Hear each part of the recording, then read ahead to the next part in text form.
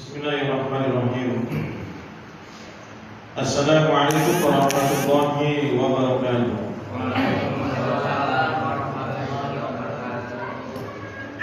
Alhamdulillahilladzi anzala sakinatahu fi qulubil mu'minin liyazdadu imanahum ma'a imanihim. Asyhadu an la ilaha illallah wahdahu la syarika lah al-malikul haqqul mubin wa nashhadu anna sayyidana wa nabiyyana wa habibana wa maulana Muhammadan 'abduhu wa rasuluhu shadiqul wa'dil amin. Allahumma shalli wa sallim wa karim wa azim ala sayyidina Muhammadin al-fatih lima ulim wal khatim lima sabaqna wasirul haqqi bil haqq wa hadi ila siratikal mustaqim wa ala alihi wa sahbihi haqqa qadrihi wa miqdaril azim. Subhanaka la ilma lana illa ma 'allamtana innaka antal alimul hakim. Rabbi ishrah li sadri wa yassir li amri wa hlul 'uqdatam min lisani yafqahu qawli. Allahumma faqihna fid din wa 'allimna ta'wil wa hdina ila sawa'i sabil. Rabbi zidna ilman warzuqna fahman wa alhiqna bis shalihin. Amma ba'd. Alhamdulillah, Bapak Ibu hadirin wal hadirat, jemaah salat maghrib yang dimuliakan Allah Subhanahu wa taala. Kita kembali bersyukur kepada Allah Subhanahu wa taala pada malam yang berbahagia ini, walaupun tadi sore yang sama-sama kita fahami hujan begitu deras. Saya kata istri tadi bawa mobilannya, saya bilang jalannya masuk gang, ribet kalau mobil dan bawa keretanya. Saya bilang di tengah perjalanan kata sok baru hujan deras, tapi kita sudah bawa mantel. Kawan telepon bulan Ustadz Dr. Konan Lubis yang di sini juga di masjid depan. Beliau sekarang kan saya minta mengisi pengajian di masjid saya, dan bersamaan dengan malam hari ini jadwal beliau juga di masjid.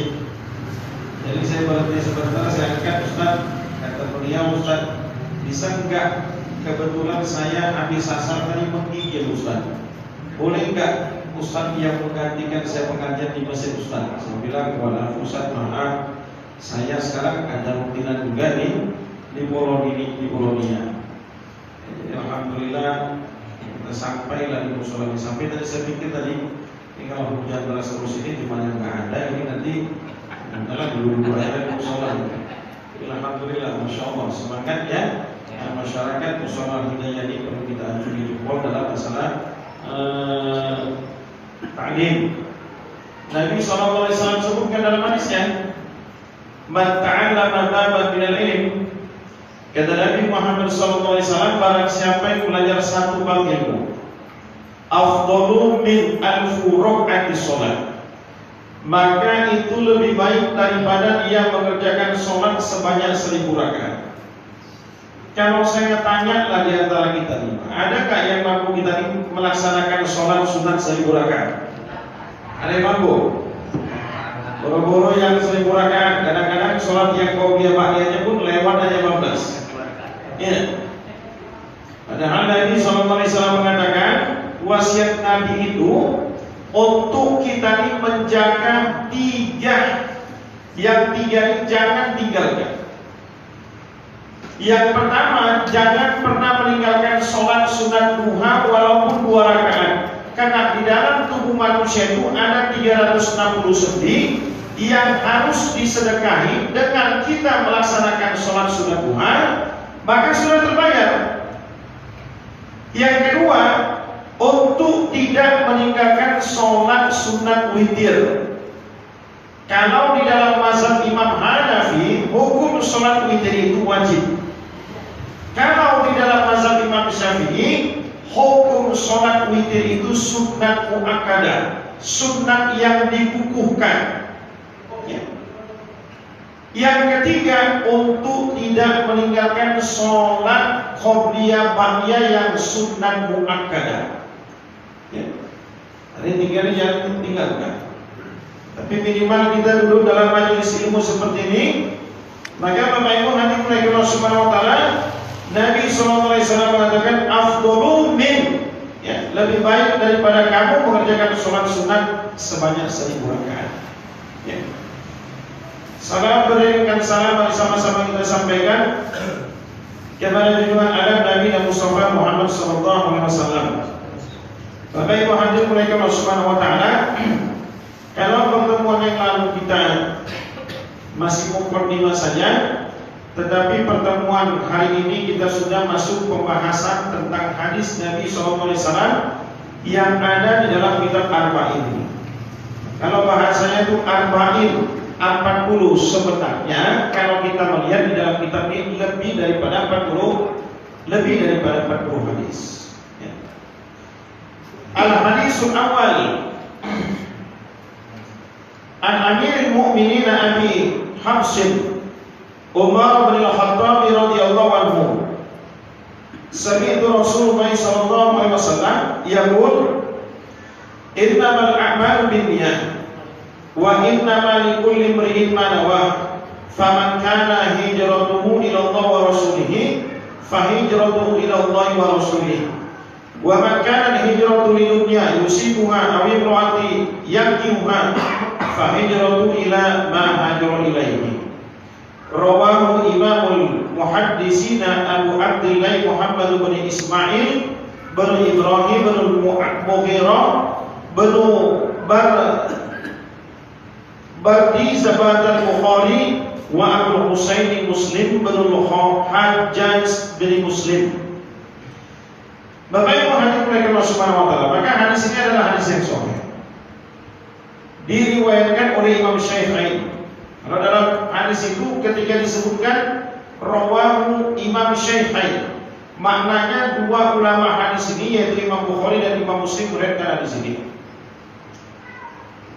An Amirul Mu'min Abi Hafsin Umar bin Al-Khattab, daripada Amirul Mu'minin Abu Hafsah Umar bin Al-Khattab radhiyallahu anhu qala. Jadi hadis ini daripada Sayyidina Umar. Bapak Ibu hadirin mulai Allah Subhanahu wa taala, saya kalau biasa mengajar, saya lebih awal menyebutkan sekelumit manakib tentang orang yang meriwayatkan hadis, yaitu Sayyidina Umar bin Khattab radhiyallahu anhu. Bapak Ibu hadirin mulai Allah Subhanahu wa taala, di dalam hadis Nabi pernah berdoa, Allahumma a'izzal Islam ala hadzal rajulaini. Dalam doanya Nabi sebutkan, ya Allah, a'izzal Islam ala hadzal rajulaini, kuatkanlah Islam dengan dua orang laki-laki ini. Siapa yang dimasukkan dengan Nabi dua orang laki-laki tersebut? Yang pertama adalah Umar bin Hisham, yang kedua adalah Umar ibn al-Khattab. Siapa Umar bin Hisham? Ada yang tahu? Siapa Umar bin Hisham? Umar bin Hisham ini Abu Jahal. Nama sebenarnya adalah nama sebenarnya adalah Umar bin Hisham, sedangkan Abu Jahal ini adalah laqab yang disematkan Allah kepadanya. Orang-orang Arab menetapkan laqab Abdul Hakam kepadanya. Orang-orang dulu itu lebih terkenal dengan kunyahnya dibandingkan dengan nama aslinya. Abu Hurairah ini kunyah yang artinya bapak kucing, bapak kucing jantan. Ketika orang-orang Arab menyematkan laqab kepada Umar bin Hisham ini Abdul Hakam, bapak yang bijaksana, bapak yang pintar, Allah menyematkan laqab kepadanya Abu Jahal, bapak yang bodoh. Kenapa Allah memberikan laqab bapak yang bodoh kepadanya? Apa dia ini orang yang bodoh dalam urusan dunia? Tidak. Abu Jahal ini sedemikian pintarnya, makanya orang-orang Arab memberikan gelar kepadanya Abu Hakam. Tapi kenapa Allah sematkan laqab Abu Jahal? Al-jahlu bimakna asyufaha. Bodoh di sini maksudnya adalah bodoh siapa Tuhan yang disembahnya. Sekarang saya tanya Pak, banyak nggak sekarang ini Abu Jahal pada zaman sekarang ini? Banyak nggak? Titelnya banyak, profesor, doktor, macam-macam. Tapi ketika azan berkumandang, tak datang dia ke masjid, tak sholat. Ini kan orang walaupun pintar dalam urusan dunia, tapi jahil dalam urusan akhirat. Tak tahu dia siapa Tuhan yang disembahnya. Nah, Bapak Ibu hadirin Allah Subhanahu wa taala, ketika Nabi berdoa, Allahumma a'izzal Islam ala hadzal rajulain, kuatkanlah Islam, muliakan Islam dengan sebab dua orang laki-laki ini, yaitu Umar bin Hisham atau Umar ibn Khattab. Ternyata Allah redho dengan masuk Islamnya Umar ibn Khattab. Masuk dalam agama Islam. Bahkan Bapak Ibu hadirin Allah Subhanahu wa taala, dia adalah salah seorang daripada khalifah dari Rasulullah. Dan Nabi pernah menyebutkan di dalam hadisnya, "Lau kana min ba'di nabiyyin lakana Umar ibn Khattab." Seandainya ada nabi setelahku, maka yang pantas untuk menjadi nabi itu siapa?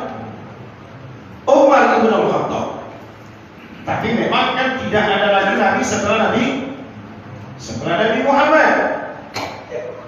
Ini menunjukkan kemuliaan daripada Sayyidina Umar bin Khattab. Lah sekarang orang-orang Syiah mengatakan Umar ini ahli neraka. Ya.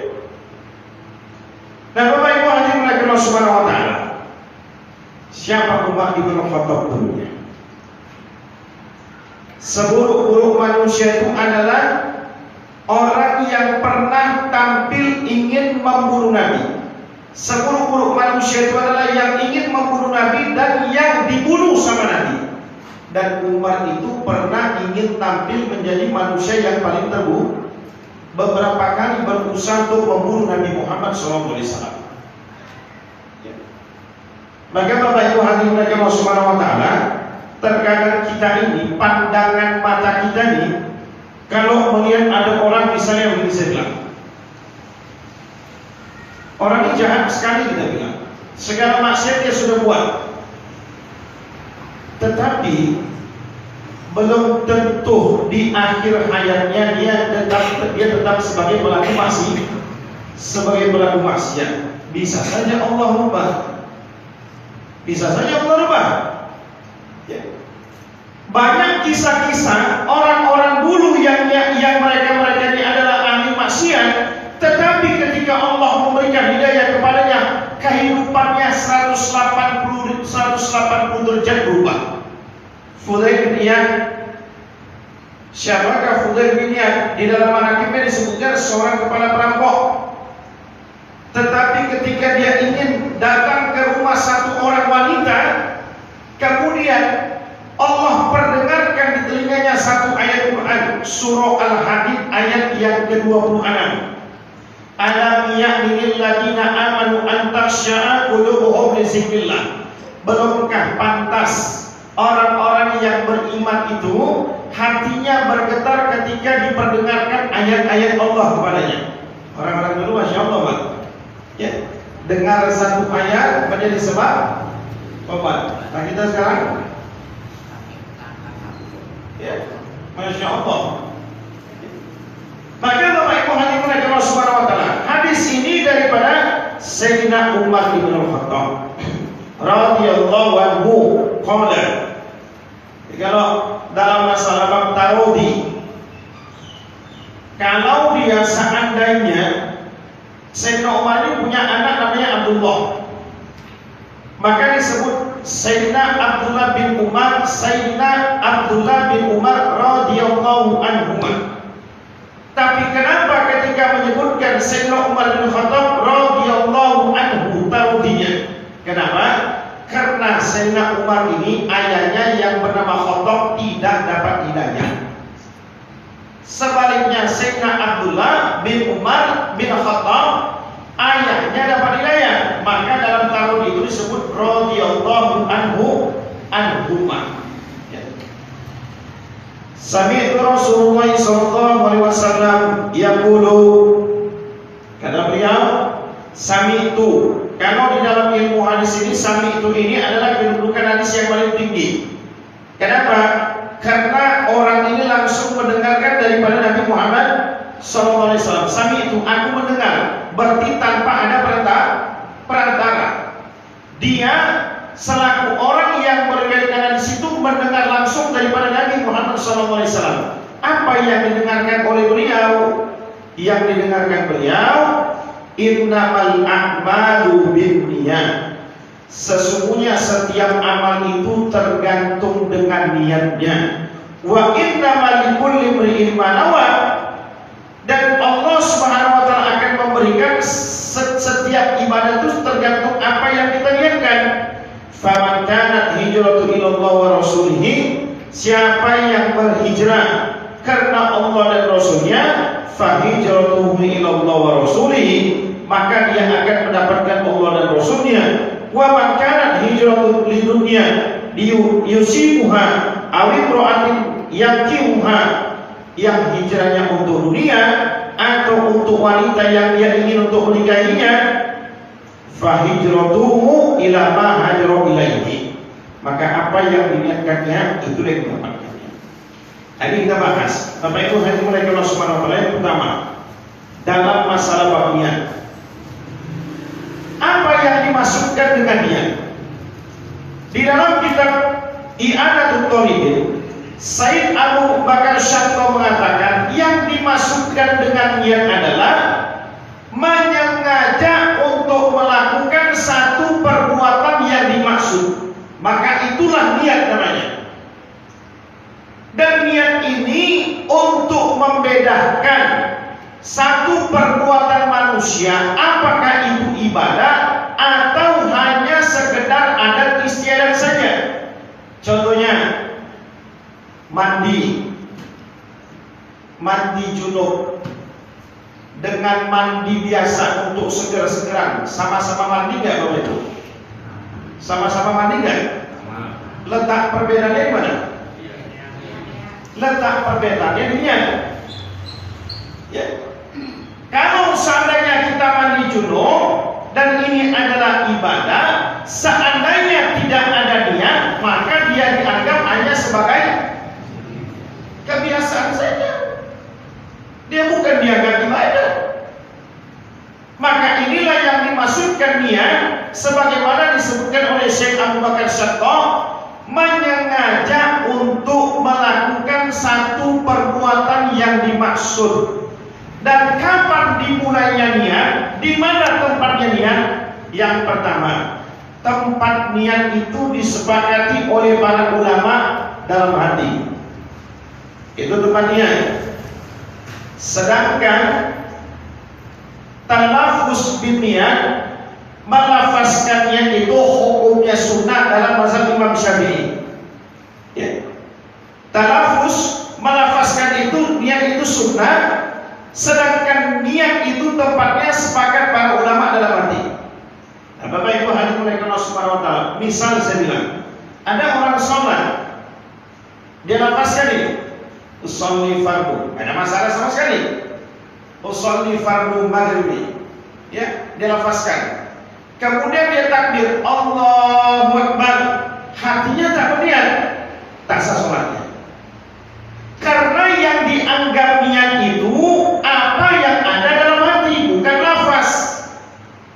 Wajibnya niat itu dalam hati, dan niat itu bersamaan dengan fi'lun, pergerakannya, takbiratul ihram, Allahu Akbar, hadis itulah niat.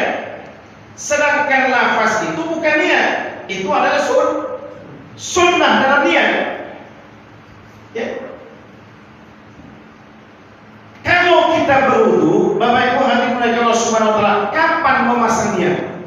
Pada saat kita mau membasuh wajah, menumpahkan air ke wajah, maka disitulah memasang niat. Nah, niat dalam hati. Adapun nawaitu itu adalah lafaz, hukumnya sunnah. Ya. Ini harus kita bedakan. Terkadang masih banyak umat Islam menganggap yang dikatakannya itu yang dilafazkan, padahal bukan. Ya. Seandainya tidak kita lafazkan pun tidak ada masalah sama sekali, karena di dalam mazhab Imam Syafi'i dia dihukumkan sunnah. Yang menjadi permasalahan kalau seandainya bersama dengan takbir hati tidak memasang niat, itu menjadi masalah. Ya. Nah, Bapak Ibu hadirin Allah Subhanahu wa taala, ada satu kitab yang berjudul Safinatun Najah, dikarang oleh Syekh Salim Al-Khadrami, ulama daripada Yaman. Maka Bapak Ibu hadirin Allah Subhanahu wa taala, kitab ini kecil. Dan ini kitab diajarkan di pondok-pondok pesantren. Biasanya anak-anak yang ibtidaiyah itu sudah hafal kitab ini. Maka Bapak Ibu hadirin Allah Subhanahu wa taala, kata Syekh Salim Al-Khadrami, wa anna niyatun salasa darajat, sesungguhnya niat itu memiliki 3 tingkatan. Yang pertama kata beliau, Bapak Ibu hadirin Allah Subhanahu wa taala, niat untuk melaksanakan sholat fardu.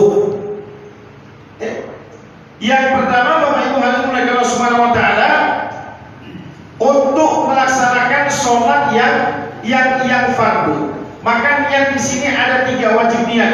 Qasdul fi'il, kemudian ta'yin, yang kedua wal fardiyah.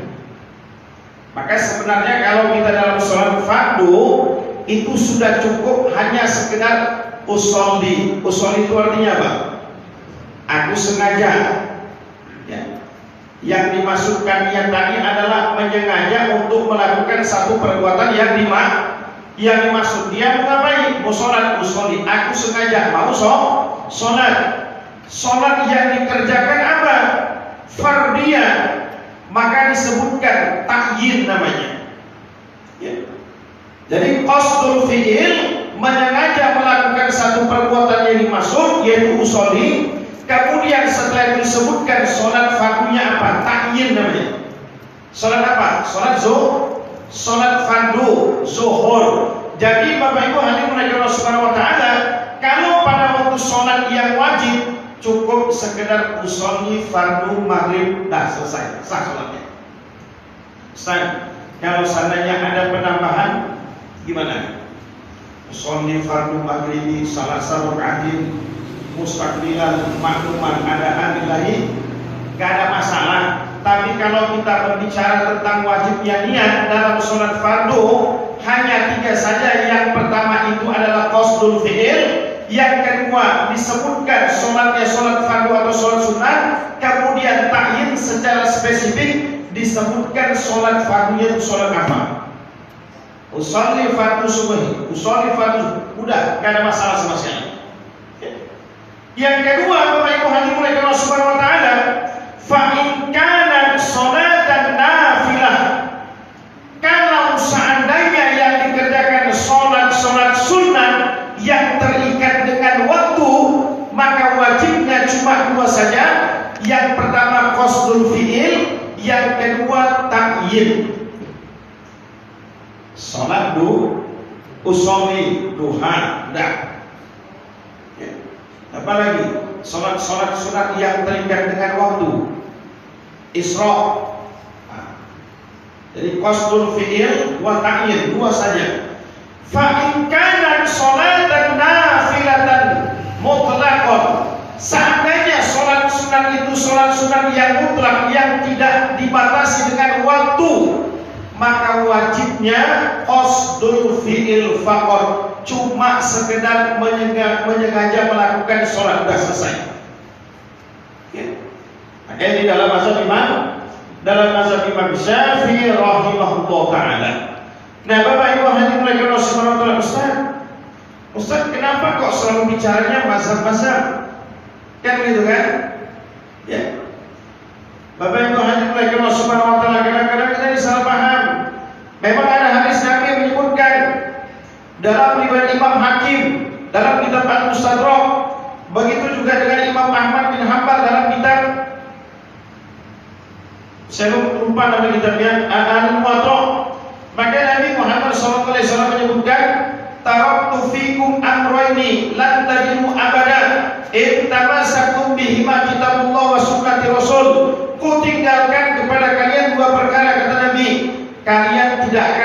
berpesan selama-lamanya, selama kalian berpegang atas dua perkara tersebut, yaitu Quran dan Sunnah. Tapi yang menjadi masalah, kau ukur dirimu, kau ini levelnya mujtahid atau mukhalid. Ya. Saya tanya sekarang Bapak, kita ini mujtahid atau mukhalid? Mujtahid itu ada terbagi lagi. Ada mujtahid mutlak, ada mujtahid tarjih. Kita mujtahid atau mukhalid? Mukhalid pun tak cocok juga kita ini. Ya. Kalau level mujtahid itu Masya Allah, Imam Syafi'i hafal 600.000 hadis lengkap sanad dan matan. Imam Ahmad bin Hanbal hafal 1 juta hadis lengkap sanad dan matan.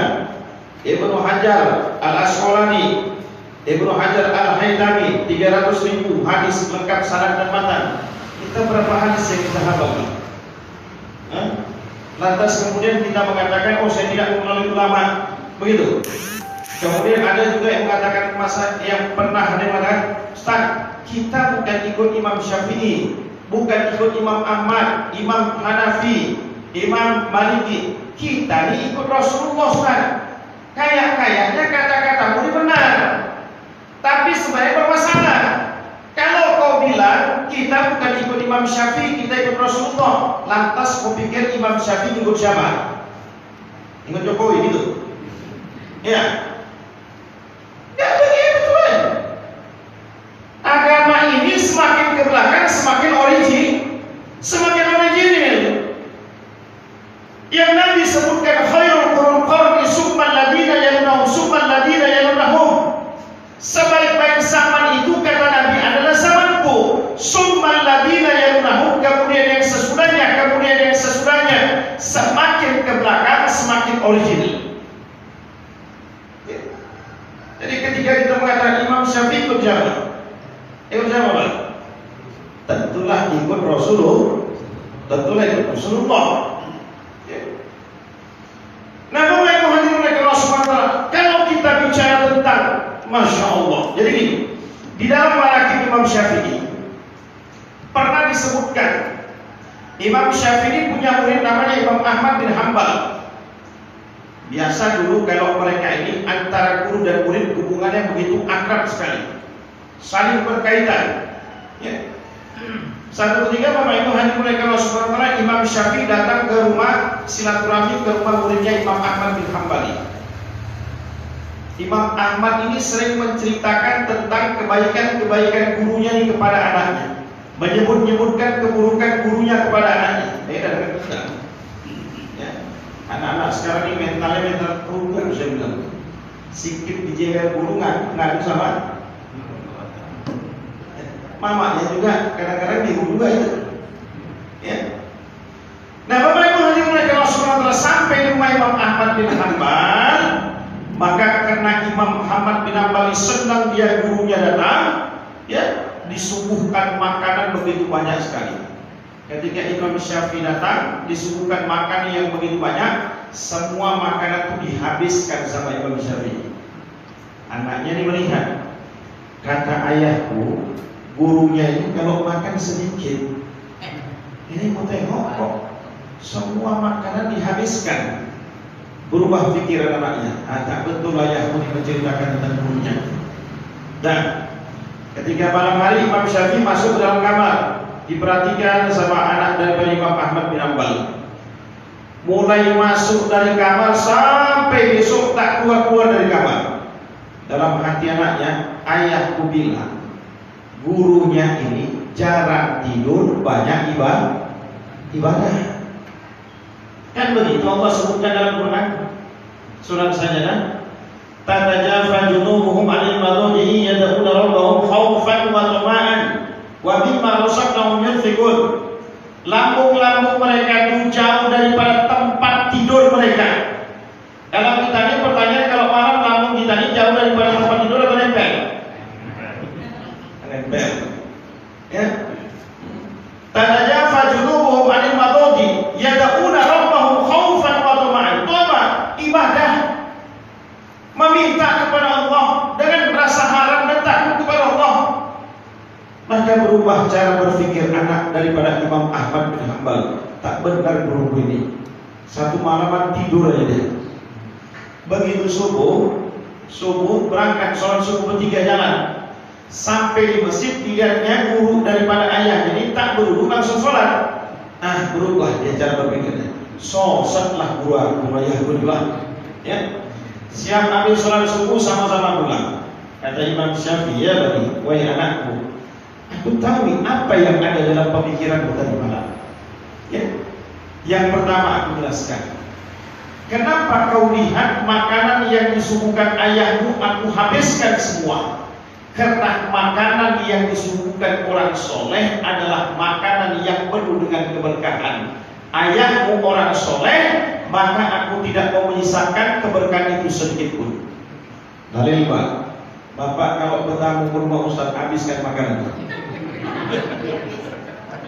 Kalau Ustaznya tanya, makanan yang disuguhkan orang soleh itu makanan yang penuh dengan keberkahan.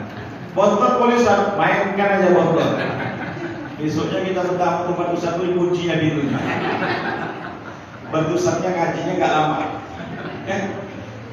Yang kedua, kenapa kamu melihat satu malaman aku tidak keluar daripada kamar?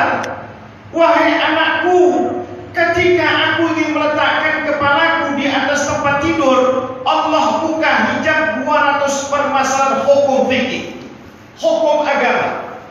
Maka inilah yang menyebabkan aku tidak tidur satu malam. Sekarang saya tanya Pak, sholat tahajud itu hukumnya apa? Hukumnya apa? Sunnah. Menuntut ilmu hukumnya? Apalagi sekelas Imam Syafi'i bukan hanya sekedar menuntut ilmu, tapi menggali, beristimbang untuk menetapkan hukum-hukum dalam beragama. Itulah yang menyebabkan aku tidak keluar dari kamar. Wahai anakku, kenapa kamu melihat ketika sholat subuh kamu melihat aku tidak berwudu? Karena wudu tadi malam sampai sekarang belum batal. Ya. Lantas kita mengatakan saya nggak ikut Imam Syafi'i, saya ikut Rasulullah. Jadi Imam Syafi'i ikut siapa? Ya salah. Ya. Nah, Bapak Ibu hadirin wal hadirat jemaah yang dimuliakan Allah Subhanahu wa taala. Ini dalam masalah bab niat, di dalam masalah ibadah. Para jemaah sekalian dimuliakan Allah Subhanahu hadis di dalam masalah bab niat ini. Para ulama selalu kalau menulis kitab menjadikan hadis innamal a'malu binniyat ini tetap selalu pada yang pertama. Kenapa Bapak Ibu hadirin Allah Subhanahu sedemikian pentingnya kelurusan niat dalam beramal, sehingga kata Sayyidina Ibnu Mas'ud radhiyallahu anhu dalam kitab Al-Azkar, tarkul amal li ajri nas riya wal amal li ajri nas syirik. Tarkul amal, meninggalkan amal karena sebab manusia, itulah yang disebutkan riyah. Meninggalkan amal karena manusia. Ada orang di kampung ini baru tobat masuk masjid. Kadang-kadang mulut orang ini tak bisa dijaga juga. Lihat orang baru tobat, ya, yang dulu tak pernah masuk masjid, ya, selama 30 tahun hidup tak pernah masuk masjid, atau 50 tahun hidup tak pernah masuk masjid, tiba-tiba masuk masjid, mulailah bercakap. Ku tengok meruntuh tiap-tiap masjid nih kalau masuk masjid. Kan memang setan kali mulutnya kan. Harusnya ketika melihat satu hamba Allah yang lebih jauh daripada Allah, dia datang ke masjid kita, alhamdulillah. Ya. Malah dikata-katain pula SMS. Kamu tahu SMS? Persatuan sholat maghrib saja. Itu dia. Akhirnya orang yang baru tobat ini, karena orang-orang yang di masjid memandangnya dengan pandangan buruk, jangan-jangan wah ini masuk masjid menyuri kotak infak ini, ya, saking tak pernah ke masjid, karena tak tahan dia, akhirnya ditinggalkan amal. Tarkul amal, meninggalkan amal karena manusia itulah riya. Wal amalu li ajrin nas, sedangkan orang yang beramal untuk mendapatkan pujian manusia itulah syirik. Meninggalkan amal riya, sedangkan orang yang mengerjakan amal tujuannya manusia itulah syirik. Itulah syirik. Syirik ini banyak lah. Jangan Bapak pikir kalau kita bicara syirik orang langsung lantas murtad, dan gitu. Karena syirik ini ada syirkul asghar, ada syirkul kabir. Ada syirik yang kecil, ada syirik besar. Ada syirik yang konsekuensinya bisa menjadi sebab. Yang pertama, batala amaluhu, batal seluruh amal-amalnya. Yang kedua, menjadi sebab orang ini menjadi murtad. Yang ketiga, kalau seandainya dalam satu negara diberlakukan hukum Islam, maka halal darahnya. Nanti kita akan sampai ke masalah di sini.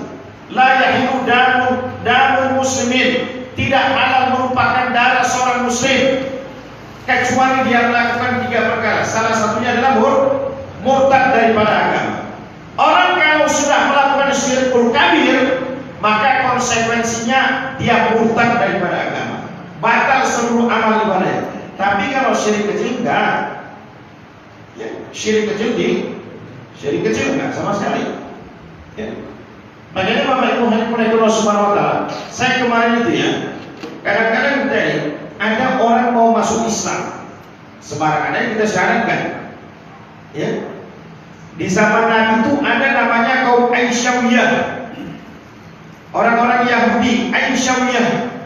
Mereka ini meyakini Nabi Muhammad ini sebagai Nabi, tapi hanya untuk orang-orang Arab saja. Itulah keyakinan mereka. Maka Bapak Ibu hadirin subhanahu wa ta'ala, yang model-model begini, kalau dia bertobat harus ada penambahan kalimat syahadatnya. An-nutqu bisyahadatain. Dalam mengucapkan kalimat syahadat ini harus ada penambahan. Asyhadu an la ilaha illallah wa asyhadu anna Muhammadar Rasulullah lil alamin. Karena itu yang menjadi masalahnya. Dia meyakini Nabi Muhammad sebagai utusan Allah, tapi hanya untuk orang Arab saja, bukan untuk dia. Maka ketika dia taslim masuk dalam agama Islam, harus ada penambahan lil alamin untuk membatalkan kesesatannya. Sama kayak orang Ahmadiyah. Ahmadiyah tahu nggak? Ahmadiyah tahu nggak? Mungkin Ahmadiyah ini kan dari India. Ya, Ahmadiyah dari India. Muasisnya siapa? Mirza Ghulam Ahmad, mengaku sebagai nabi. Yang kedua, dia membuat satu kitab suci mereka selain daripada Quran dan hadis, namanya Tazkirah. Jadi ayat-ayat Quran itu dikumpulkan secara serabutan, dibuat menjadi satu kitab, namanya Tazkirah. Maka kalau orang-orang Ahmadiyah ini yang mereka bertobat kemudian mereka masuk lagi ke dalam agama Islam untuk bersyahadat, harus ada penambahan. Asyhadu an la ilaha illallah wa asyhadu anna Muhammadar Rasulullah Mirza Ghulam Ahmad laisa min Rasulillah. Itu harus ada penambahannya. Kenapa? Karena harus dibatalkan kesesatannya dulu. Begitu juga sebenarnya orang-orang di luar daripada agama Islam yang masuk dalam agama Islam. Dan Bapak Ibu hadirin Allah Subhanahu wa taala, ya, kalau tidak dibatalkan apa yang menjadi keyakinannya, iqrar bil lisan, kalimat syahadat ini kan iqrar bil lisan, diucapkan dengan lisan, tasdiqu fi qalb, hatinya membenarkan. Ada orang yang masuk ke dalam agama Islam, dia mengucapkan kalimat syahadat, tapi hatinya masih meyakini Isa itu sebagai. Maka secara hukum dalam pandangan manusia dia Islam, iya, diberlakukanlah hukum Islam kepadanya. Setelah dia bersyahadat, boleh dia menikah dengan orang Islam. Kemudian setelah itu dia mewarisi dan diwarisin. Kemudian yang setelah itu kalau meninggal berlakulah fardu kifayah. Tetapi dalam pandangan Allah dia belum tentu Islam. Kenapa? Ada dua. Tasdiqu fi qalbi. Lisannya bersyahadat, hatinya masih meyakini Isa itu sebagai ini yang dibenarkan.